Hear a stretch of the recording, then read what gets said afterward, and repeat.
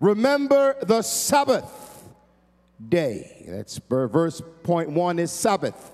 Remember the Sabbath, to keep it holy, to sanctify it, to make it holy. The Sabbath was a day set aside for rest. It was a day set aside for worship.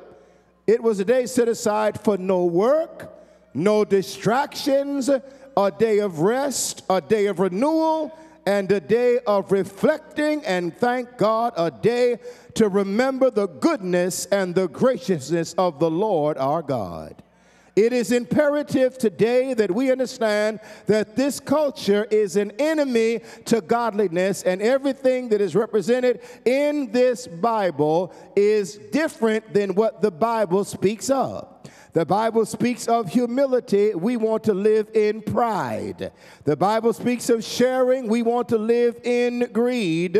And we have lost sight of our moral compass. So much so that even Sunday is no longer important.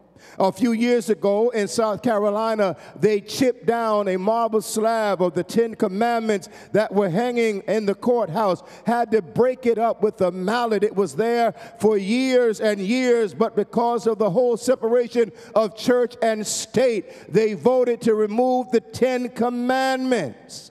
Years ago, prayer was taken out of the school, but my problem, I understand that we live in a pluralistic society and there are many faiths and many religions, but at least give them an opportunity to acknowledge with the teacher's instruction a moment of reverent silence. We cannot pray without getting in trouble, but we can give a condom out with no consequences at all, and your child can have an abortion and it be kept from their parents, and that is the law.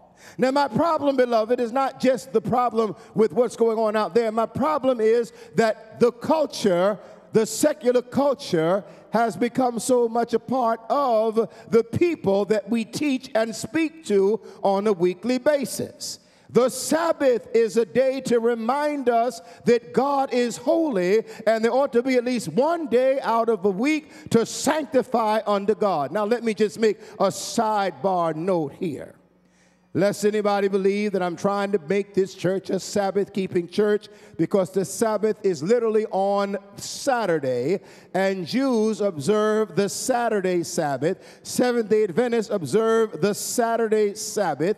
But after the resurrection of the Lord Jesus, the Lord's Day, the first day of the week, became the day of Sabbath rest for the early church. And so Jesus says that the man was not made for Sabbath, but Sabbath for the man. In essence, Sunday is the best day. But if you can't do it on Sunday, there needs to be a day that you are resting and reflecting on the goodness of God. For God created the heavens and the earth in 6 days, and on the seventh day he rested and he made it holy. I mean, he sanctified it. He set this, what happened to Sunday? He set it apart in this hyper change. Very hurried, strained, and stress-filled climate. It would do us all well to revisit the law of God and to return to some sense of normalcy. The Sabbath reminds us that we will not go insane. The Sabbath reminds us that you cannot work 24 hours a day and 7 days a week. The Sabbath reminds us of the goodness of God. It reminds us to reflect on the law and to come together in my name as a congregation. Whatever happened to Sunday?